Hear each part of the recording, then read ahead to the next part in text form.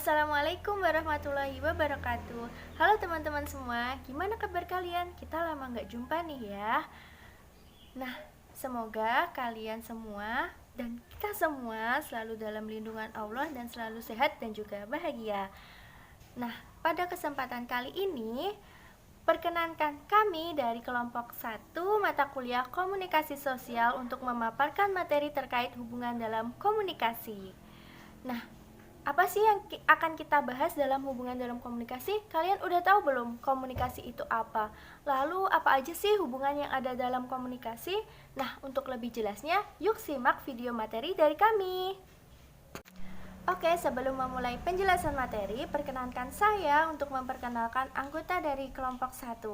Nah, yang pertama ada Trisepti Dian Rosida yang akan menjelaskan tentang pengertian dan juga fungsi dari komunikasi. Yang kedua ada Rosita Damayanti yang akan menjelaskan tentang bentuk-bentuk komunikasi. Yang ketiga ada Awaliyatun Nikmah yang akan menjelaskan tentang faktor-faktor yang dapat mempengaruhi komunikasi. Yang keempat ada saya sendiri, Lutfiana Halimatus Azizah, yang akan menjadi moderator sekaligus menjelaskan tentang pengertian komunikasi antar pribadi. Dan selanjutnya ada Umar Aziz Albana yang akan menjelaskan tentang konsep-konsep untuk komunikasi antar pribadi dan juga tentang komunikasi organisasi. Dan yang terakhir ada Adiena Islamihak yang akan menjelaskan tentang ciri-ciri mengenali komunikasi antar pribadi. Nah, untuk selanjutnya, gimana sih hubungan-hubungan yang ada dalam komunikasi tadi? Yuk langsung aja kita simak penjelasan dari kami. Assalamualaikum warahmatullahi wabarakatuh. Perkenalkan, nama saya Trisepti Dian Rosida. Saya sebagai presenter pertama yang akan membahas tentang pengertian komunikasi. Komunikasi adalah penyampaian pesan oleh seseorang, pengirim pesan atau yang disebut dengan komunikan kepada penerima pesan atau sasaran yang disebut dengan komunikan yang baik secara langsung maupun melalui media. Jadi komunikasi itu adalah sebuah penyampaian informasi kepada orang lain, dan orang lain itu dengan kita harus melakukan hubungan timbal balik. Yang kedua, saya akan menjelaskan tentang fungsi komunikasi. Yang pertama adalah 1. Kendali untuk mengontrol emosi. Jadi untuk mengontrol individu atau kelompok agar dengan cara membuat aturan. Yang kedua adalah motivasi. Jadi komunikasi itu bersifat persuasif. Oleh karena itu, komunikasi itu membutuhkan suatu dorongan atau motivasi dari seseorang agar menuju kegiatan yang lebih positif lagi. Yang ketiga adalah ungkapan perasaan, yaitu ungkapan perasaan pada diri seorang yang berupa perasaan gembira, senang, sedih, atau marah. Yang keempat adalah alat komunikasi, yaitu sebagai penyampaian informasi kepada orang lain. Sekian penjelasan dari saya. Terima kasih. Wassalamualaikum warahmatullahi wabarakatuh. Assalamualaikum warahmatullahi wabarakatuh. Di sini saya akan menyampaikan tentang bentuk-bentuk komunikasi. Bentuk-bentuk komunikasi yang pertama adalah komunikasi vertikal, yaitu komunikasi dari atas ke bawah atau bawah ke atas. Contohnya adalah komunikasi dari atasan ke bawahan atau bawahan ke atasan. Yang kedua adalah komunikasi vertikal, yaitu komunikasi mendatar. Komunikasi ini dilakukan oleh karyawan-karyawan yang komunikasinya berlangsung secara tidak formal. Yang ketiga adalah komunikasi diagonal atau sering disebut komunikasi silang. Contohnya adalah komunikasi antar dua orang yang berkedudukan berbeda. Yang keempat adalah komunikasi ke bawah. Komunikasi ini bertujuan untuk menginformasikan sebuah instruksi dan memberikan suatu informasi tentang ketetapan atau prosedur yang ada dalam perusahaan tersebut. Yang terakhir atau yang kelima adalah komunikasi ke atas, yaitu komunikasi dari karyawannya kepada suatu pimpinan yang menginformasikan bahwa si karyawan dapat berkembang menuju suatu tujuan yang telah ditetapkan oleh perusahaan dan dapat menginformasikan bahwa karyawan tersebut dapat menyelesaikan masalah-masalah yang ada. Terima kasih. Saya Awalia Tunikma akan menjelaskan tentang faktor-faktor yang dapat mempengaruhi komunikasi. Faktor yang dapat mempengaruhi komunikasi yang pertama adalah latar belakang budaya. Interpretasi suatu pesan akan terbentuk dari pola pikir seseorang melalui kebiasaannya. Sehingga semakin sama latar belakang budaya antara komunikan dan komunikator, maka komunikasi yang terbentuk akan semakin efektif. Yang kedua adalah ikatan kelompok atau grup. Nilai-nilai yang dianut oleh suatu kelompok sangat mempengaruhi cara mengamati pesan. Yang ketiga ada harapan. Harapan mempengaruhi bagaimana pesan diterima sehingga penerima dapat menerima pesan sesuai dengan yang diharapkan. Yang ketiga ada pendidikan. Semakin tinggi pendidikan, maka akan semakin kompleks sudut pandang dalam menyikapi isi pesan yang disampaikan oleh komunikan. Yang terakhir ada situasi. Perilaku manusia sangat dipengaruhi oleh lingkungan atau situasi yang ada di sekitarnya. Oke, perkenankan saya Lutfiana Halimatus Azizah untuk menjelaskan terkait pengertian komunikasi antar pribadi. Nah, yang pertama saya akan menjelaskan pengertian komunikasi antar pribadi menurut para ahli dulu ya. Nah, yang pertama, menurut Joseph A. De Vito dalam buku The Interpersonal Communication Book, dia mendefinisikan komunikasi antar pribadi sebagai proses pengiriman dan juga penerimaan pesan antara dua individu atau antar individu dalam kelompok dengan beberapa efek dan juga umpan balik. Sedangkan menurut Evert M. Rogers dalam bukunya De Pari, komunikasi antar pribadi merupakan komunikasi dari mulut ke mulut dengan interaksi tatap muka antara beberapa orang secara pribadi. Nah, dari beberapa pengertian tadi dapat kita ambil kesimpulan bahwasanya komunikasi antar pribadi atau interpersonal communication merupakan komunikasi yang berlangsung secara tatap muka antara dua orang ataupun antar pribadi, baik secara terorganisasi maupun saat itu terjadi dalam suatu kerumunan. Sedangkan menurut Bitter, komunikasi antar pribadi dapat berlangsung apabila si penyampai informasi ataupun penyampai pesan itu menyampaikan pesannya dengan menggunakan medium suara manusia atau human voice. Nah, itu tadi pengertian komunikasi antar pribadi. Untuk selanjutnya, materi terkait konsep-konsep komunikasi antar pribadi akan dijelaskan oleh Umar Aziz Albana. Terima kasih. Oke, terima kasih kepada Saudari Lutfiana yang telah menjelaskan materi hubungan dalam komunikasi pada poin pengertian komunikasi antar pribadi. Selanjutnya saya akan menjelaskan konsep-konsep untuk dapat memahami komunikasi antar pribadi. Jadi teman-teman perlu kita ketahui bahwa dalam memahami komunikasi antar pribadi ini ada 5 poin yang perlu kita pahami. Yang pertama ada selektif, kemudian ada sistemik, yang ketiga ada unik, yang keempat ada proses, dan yang kelima atau terakhir ada transaksi. Jadi untuk komunikasi antar pribadi ini memiliki sifat yang pertama ada selektif. Apa sih itu selektif? Selektif itu ya lebih kayak pada dasarnya itu setiap orang tuh perlu memilih dengan siapa dia akan berbicara, dengan siapa dia akan berkomunikasi.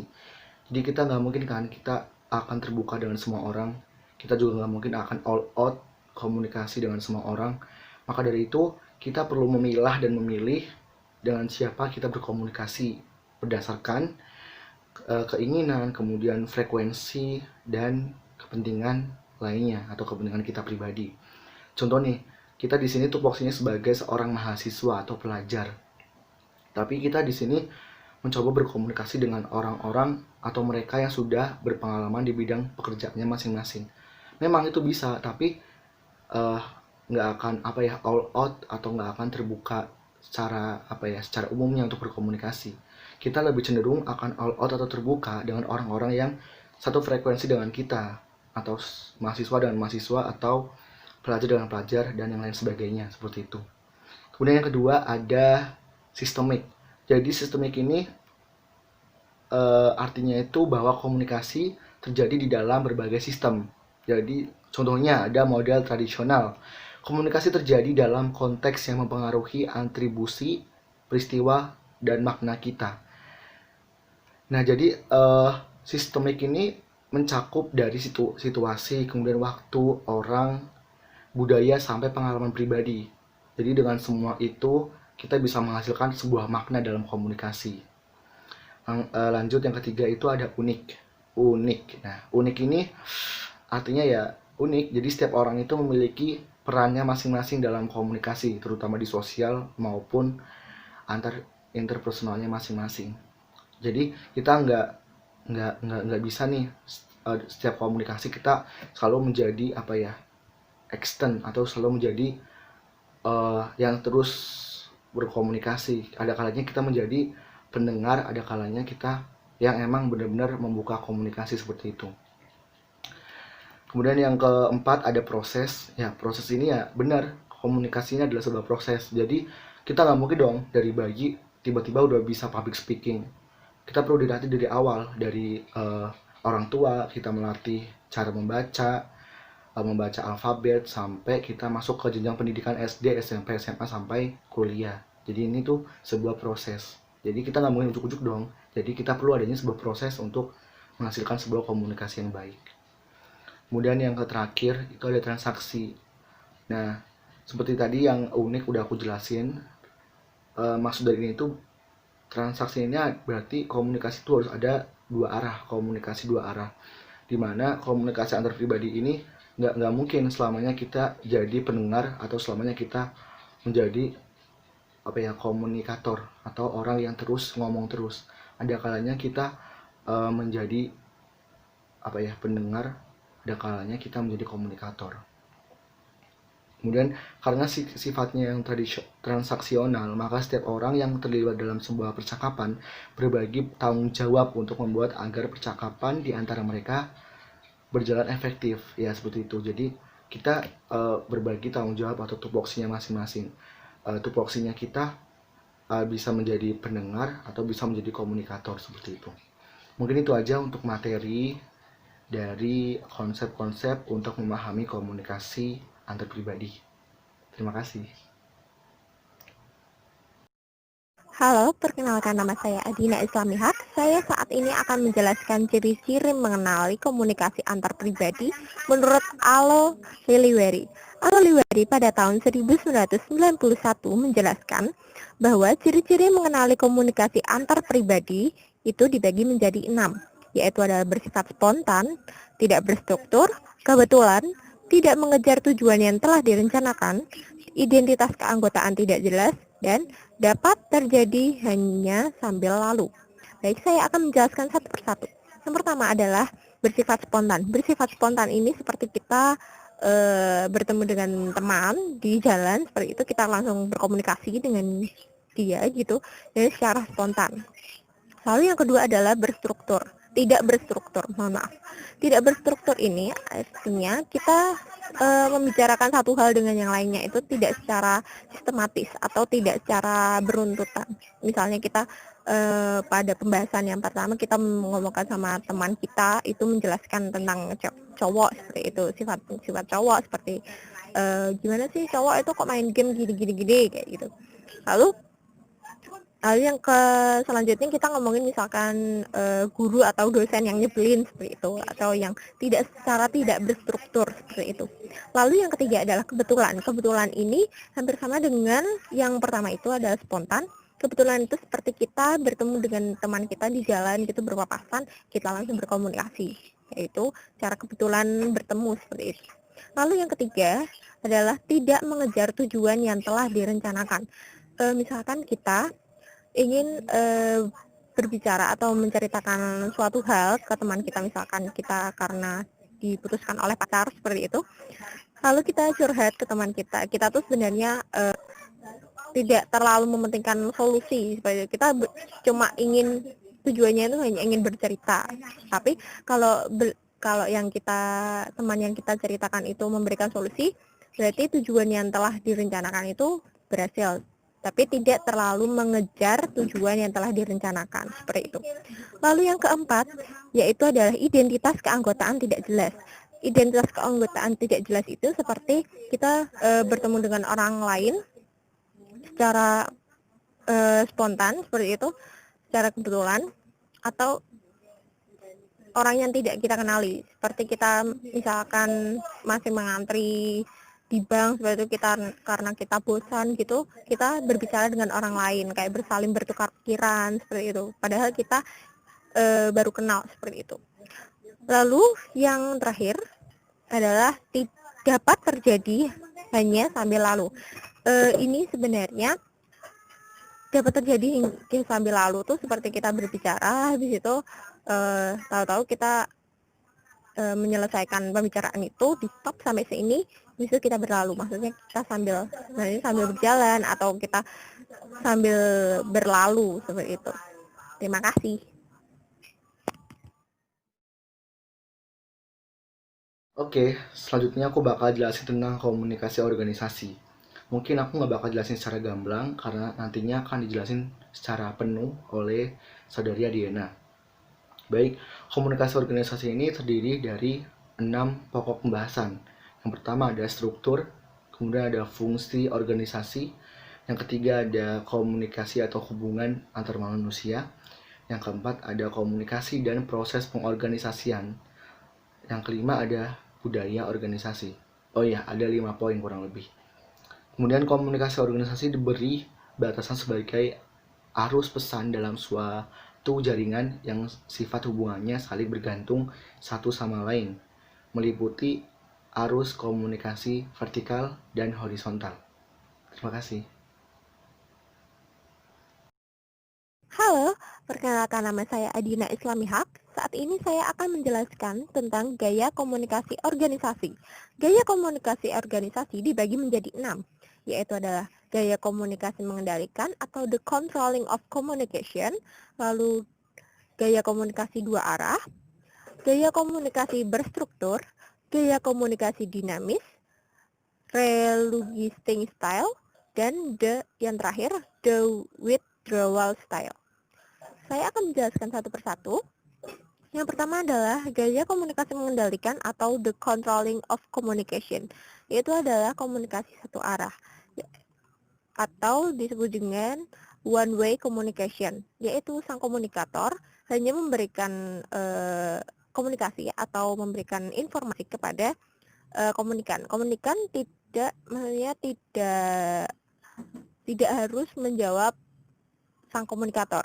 Ini biasanya digunakan ketika di suatu perusahaan seperti si bos untuk seperti membicarakan sesuatu, hanya memberikan informasi saja tanpa harus sang komunikan atau sang audiennya itu menanggapi, seperti itu.